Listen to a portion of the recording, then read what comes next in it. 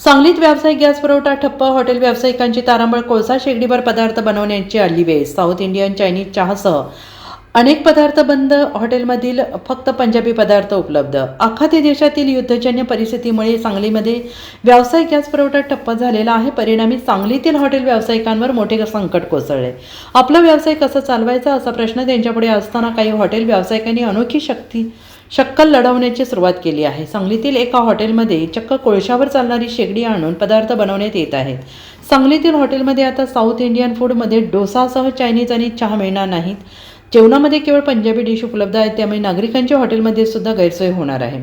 जिल्ह्यात गॅसचा काळाबाजार सुरू असल्याने जिल्हा पुरवठा विभागाकडून पथके नियुक्त करण्यात आलेली आहेत. त्यांच्याकडून गॅस एजन्सीची तपासणी सुरू करण्यात आलेली आहे.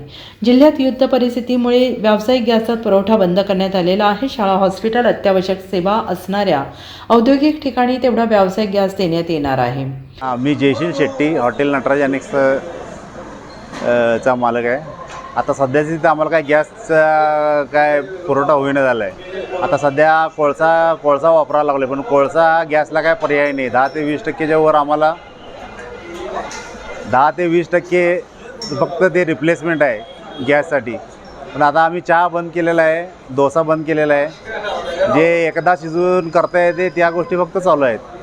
आणि कामगार सगळं बसून आहेत, कामगारांचे बसून पगार द्यायला आहेत. हे युद्धामुळं हे बेकार परिस्थिती झाली आहे.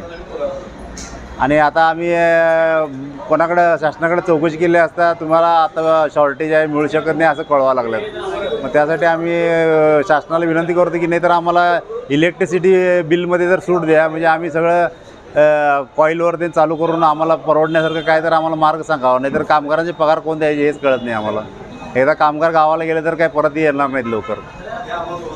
त्यामुळे पुढं भविष्यात काय हॉटेलवाल्यांचं काय खरं नाही. Bureau report, SBN Marathi, Sangli.